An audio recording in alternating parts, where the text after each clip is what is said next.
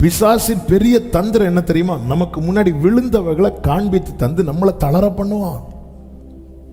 ஆனால் ஒரு தேவ பிள்ளை தெரியணும், என் பக்கத்தில் 1000 என் வலதுபுறத்தில் 10,000 விழுந்தாலும் அது என்னை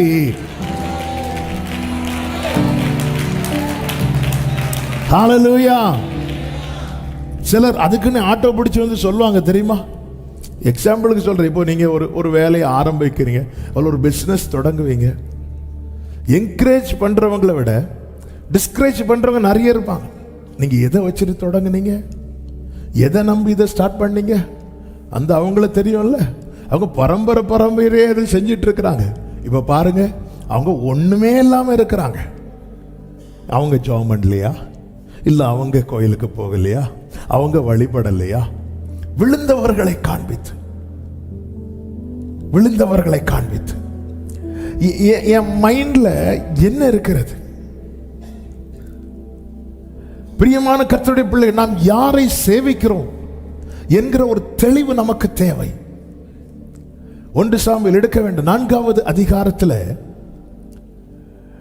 ஏலியின் மக்கள் ஓப்னி பினேகாஸ் உடன்படிக்கை பற்றி சுமந்துட்டு போறாங்க பெலிஸ்தீரோட யுத்தத்துக்கு. அந்த யுத்தத்தில் என்ன ஆயிட்டாங்க? யார் முறிந்தா? இஸ்ரவேலர்கள் முறிந்தாங்க. பெட்டி என்னானது? பிடிக்கப்பட்டது. பெட்டியில் என்ன இருக்கு? தேவ பிரசன்னம் இருக்கு. தேவ பிரசன்னம் இருக்குன்னு அர்த்தம் என்ன? தேவன் இருக்கிறார் என்று அர்த்தம். ஆனால் வேதம் சொல்லுகிறது பெட்டி பிடிக்கப்பட்டது. சில நேரத்தில் சத்துருவின் கை தேவனை ஆராதிக்கிறவங்க வாழ்க்கையில ஓங்கினது மாதிரி தான் இருக்கும். என்ன ஆண்டவரே, உங்க பேரை கேட்டாலே சத்துருக்கெல்லாம் அலறாங்க. இப்போ என்னடானா அவன் வந்து கையை வச்சுட்டாங்க. ஓப்பனி பினேகாஸ் அடிச்சதை விடுங்க, பெட்டியை பிடிச்சிட்டாங்களே. சில நேரத்தில் தேவனுடைய செயல்கள் வந்து நமக்கு புரியாது, நமக்கு ரொம்ப நம்மளால கிரகிக்கவே முடியாது. ஆண்டவர் அவங்க ஜீவன் இல்லாத தெய்வத்தை வணங்கும் போது நாங்கள் ஜீவனுள்ள தேவனை உங்களை வணங்கிட்டு இருக்க, இப்படி பிடிச்சி பெட்டியை கையிலிருந்து பெட்டி எடுத்துட்டு போறாங்களே ஆண்டவரே. கையிலிருந்து தோல்ல இருந்து எடுத்துட்டு போறாங்க. நல்ல கவனிங்க. அடுத்து நடந்தது என்ன தெரியுமா? இந்த பெட்டி எங்க கொண்டு வச்சாங்க?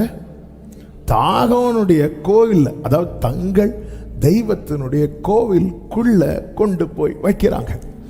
கடந்த நாளில் இது என்ன ரொம்ப பலப்படுத்தினது. சில நேரத்தில் எல்லாம் கைவிட்டு போனது போலதான் இருக்கும். காட்சி 1 கைவிட்டு போனது போலதான் இருக்கும். இந்த டிராமா பண்ணும்போது காட்சி 1, காட்சி 2, காட்சி 3. ஏன் ஆண்டவரே பிடிப்பட்டது என் கையிலிருந்து பறிச்சுட்டாங்களே, என்கிட்ட இருந்து பிடிச்சிட்டாங்களே. நல்ல கவனிங்க. இந்த பெட்டி பிடிபடாம கர்த்தர் யுத்தம் பண்ணுனா அந்த யுத்தம் எங்கோட முடிஞ்சிருக்கும் தெரியுமா? எல்லையோட முடிஞ்சிருக்கும். பொதுவாகவே 2 நாடு யுத்தம் பண்றாங்கன்னா எங்க சண்டை போடுவாங்க? எல்லையில். இப்ப யுத்தங்கள் நடக்கிறது, எல்லாம் எங்க வந்து நிக்கிறாங்க? எல்லையில நிக்கிறாங்க. இப்போ பெட்டி பிடிபடலைன்னா கர்த்தர் எங்க நின்று மட்டும் சண்டை போட்டிருப்பார்? எல்லையில நின்று. இப்ப பெட்டி பிடிபடிச்சதுனால கர்த்தர் உள்ள இறங்கி அடிக்கிறார். ஜீசஸ், உனக்கு விரோதமா ஒரு இடத்துல இந்த ஆயுதம் உருவாக்கப்படுதில்ல, உனக்கு விரோதமா சில யோசனைகள் நடக்குதில்ல, உள்ள போகுது பெட்டி. ஹல்லேலூயா, ஹல்லேலூயா, ஆமென். தாகான் கோயிலுக்குள்ள இருந்து பிளான் நடக்கு நிறைய. யுத்தம் எங்க நடக்குது? நம்ம ஆயுதத்தை மட்டும் தான் பார்த்துட்டு இருக்கிறோம். ஆயுதம் உருவாகிற இடம் தெரியாது. நான் சொல்றது எத்தனை பேருக்கு விளங்குதுன்னு தெரியல. அங்க நாம் போக முடியாது, ஆனால் என்னை அழைத்தவர் எனக்காக செல்வார். எங்க பிளான் நடக்குது? இந்த இஸ்ரவேலருக்கு சில நேரத்தில் ஆண்டவர் அப்படிதான் போவார். அடிக்க கொண்டு போகப்படுகிற அப்படிதான் போவார். ஆனா ரிசல்ட் என்ன தெரியுமா? அவர் சிலுவையில் வெற்றி.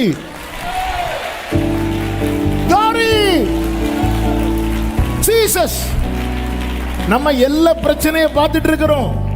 இந்த எல்லா பிரச்சனைக்கு காரணம் உள்ள இருக்கு. நீ போனா நடக்காதுன்னு அவருக்கு தெரியும். ஆண்டவர் சொல்ல, நான் உனக்கு முன்னே போய்.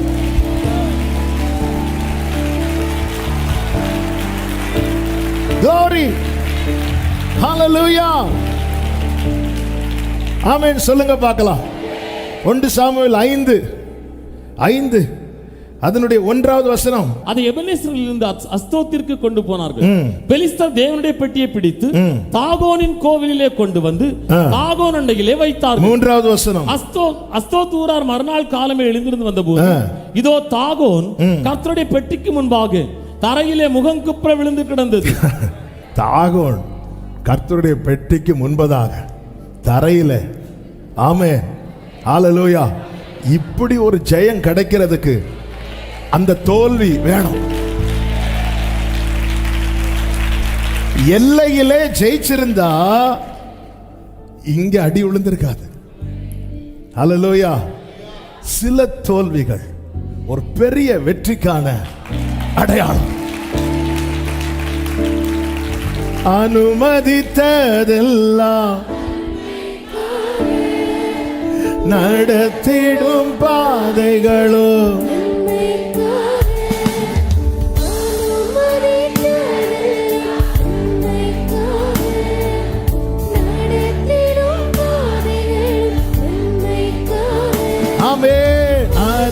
அதின் காலத்தில் நேர்த்தியாய் செம்மையாய் எனக்கான யாவும் செய்து முடிப்பேன்.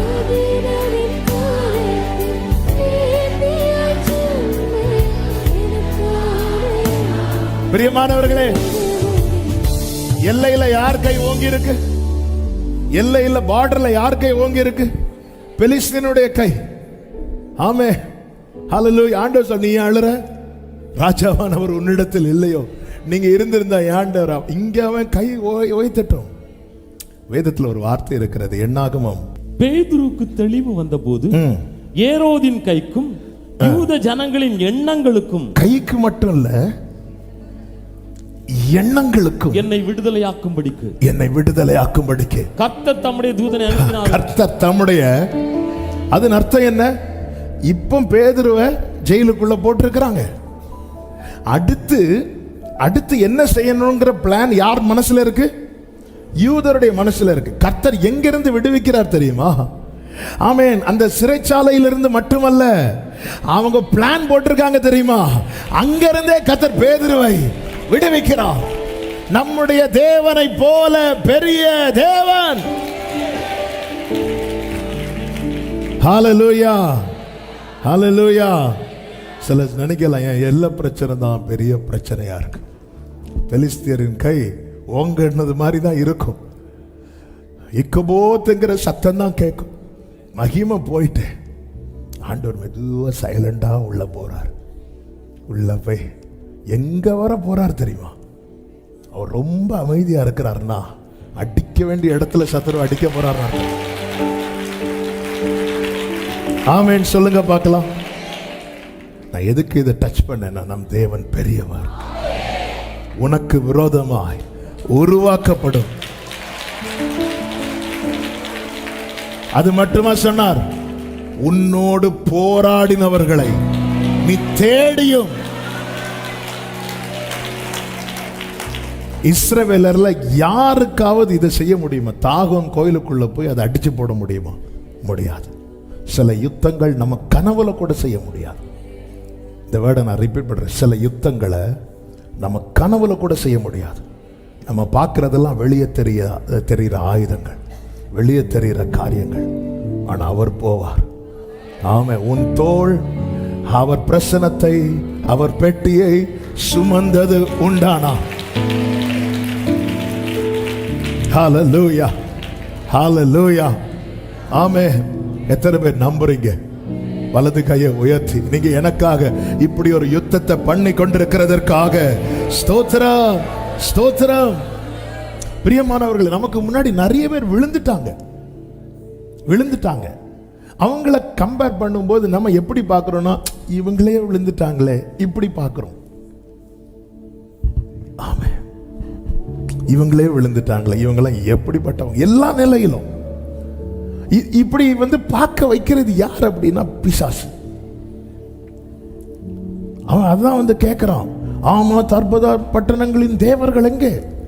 அவங்கள எப்படி இருந்தவங்க தெரியுமா? அவங்களே விழுந்துட்டாங்க. நீ என்னடா உன் ஆண்டவர் நம்பிட்டு இருக்கிற? விழுந்தவர்களை காண்பித்து விசுவாசம் விசுவாசம் சொல்லிட்டு அந்த ஃபேமிலி விழுந்தது உனக்கு தெரியுமா? ஆமென். மற்றவர்களுடைய வீழ்ச்சிக்கும் தேவ பிள்ளையுடைய வீழ்ச்சிக்கும் வித்தியாசம் உண்டு. மற்றவர்கள் விழுந்ததுதான். ஆனா ஒரு தேவ பிள்ளை விழுந்தா திரும்ப, இதுவரை நான் விழுந்ததே கிடையாது அப்படி யாருக்கும் இங்க சொல்ல முடியாது. ஏதாவது ஒரு வகையில விழுந்திருப்போம். விசுவாசத்துல விழுந்திருக்கிறோம் நம்ம. நான் சொல்றது எத்தனை பேருக்கு புரியுதுன்னு தெரியல. எப்படி எழும்பணும்? எப்படி எழும்பணும்? எப்படி எழும்பணுமோ அப்படிதான் எழும்பும். 1 2 அல்ல, நீதிமான் 7 முறை விழுந்தாலும் அவன் திரும்பவும். ஆமென் சொல்லுங்க பார்க்கலாம். ஹல்லேலூயா, ஹல்லேலூயா. அதான் எரேமியா 8:4 சொல்லப்பட்டிருக்கிறது, நீ அவர்களை நோக்கி விழுந்தவர்கள் எழுந்திருக்கிறதில்லையோ. இந்த பைபிள் நமக்கு கொடுக்கிற நம்பிக்கை பெருசு.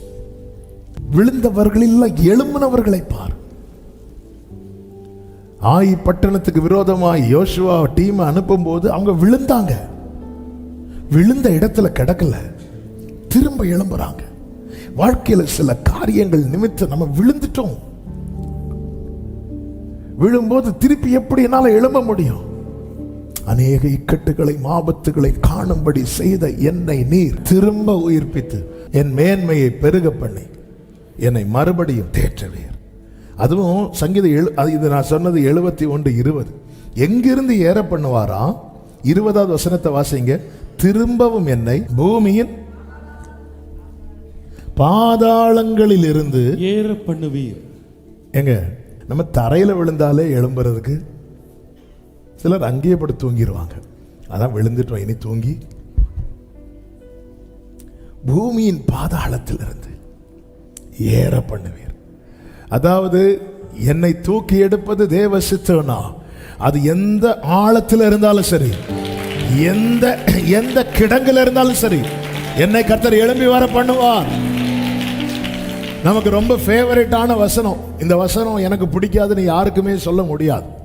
அதுதான், எளியவனை குப்பையிலிருந்து எடுத்து பிரபுக்களோடு.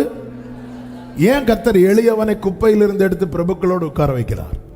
கடந்த நாள் ஆண்டவர் எனக்கு அந்த வசனத்தை மெடிடேட் பண்ணும்போது, டெய்லி மன்னாக்கு ரெக்கார்ட் பண்ணும்போது தான் தெரியல, ஒரு காரியத்தை ஆண்டவர் நினைவுபடுத்தினார். இங்கே பாரு, என் மனசுல உனக்கு இருக்கிற ஸ்தானம் அது.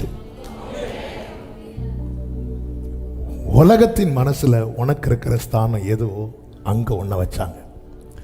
என் மனசுல உனக்கு இருக்கிற ஸ்தானம் எதுவோ அங்க நான் உன்னை வைப்பேன்.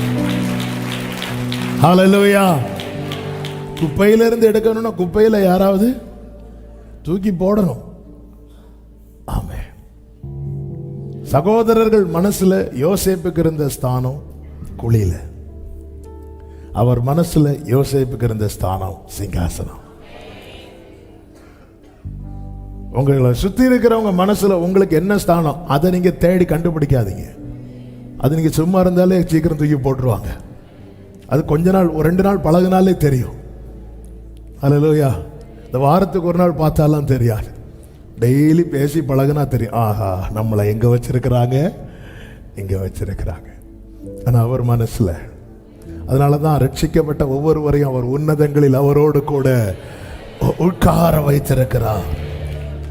நம்முடைய பலன் என்ன? அதனாலதான் வேதம் விழுந்தவர்களை அல்ல நமக்கு சாட்சிகளாய் சுற்றி வைத்திருப்பது ஜெயித்தவர்கள். மேகம் போன்ற இத்தனை திரளான சாட்சிகள் சூழ்ந்திருக்க அவங்க எல்லாம் ஜெயித்தவங்க. வாழ்க்கையில சில தருணங்களில் விழுந்தவர்கள் தான், ஆனால் அவங்க எழும்பி ஜெயித்தவங்க. அந்த விசுவாச வீரர் பட்டியல்ல விழுந்து தரைமட்டமானவங்களை ஆண்டவர் எழுதவே இல்லை. அதன் அர்த்தம் என்ன? இந்த பைபிள் நமக்கு யாரை காண்பித்து நம்மளை என்கரேஜ் பண்ணுது அப்படின்னா ஜெயித்தவங்களை. ஹல்லேலூயா, ஹல்லேலூயா. சமுத்திரத்தின் ஆழத்துல 1 செகண்ட்ல உள்ள போயிட்டான் பேதுரு. உடனே கர்த்தர் கையை பிடித்து தூக்கி விட்டார். வேதம் சொல்லுகிறது, இருவரும் படகில் ஏறினார்கள். அதன் அர்த்தம் என்ன? திரும்ப அதுல நடக்க பண்றார். அதுதான் அதிசயம். முதல்ல நடக்க பண்ணது எல்லாருக்கும் அதிசயமா இருந்துச்சு. பேதுருவுக்கு அதிசயம் என்ன தெரியுமா? நான் விழுந்த இடத்துல என்னை திரும்பவும் தூக்கி அதே போல நடக்க பண்றாரு தெரியுமா? இதுதான் அதிசயம். விழுறதுக்கு முன்னாடி நடக்கிறது இல்லைங்க அதிசயம். ஒருத்தன் விழுந்ததுக்கு அப்புறம், ஒருத்தன் அடி வாங்கினதுக்கு அப்புறம், ஒருத்தன் தோல்வியை கண்டதுக்கு அப்புறம் திரும்ப ஜெயிக்கிறானா, அதுதான் அதிசயம். ஹalleluya, ஆமென் சொல்லுங்க பார்க்கலாம். ஹalleluya.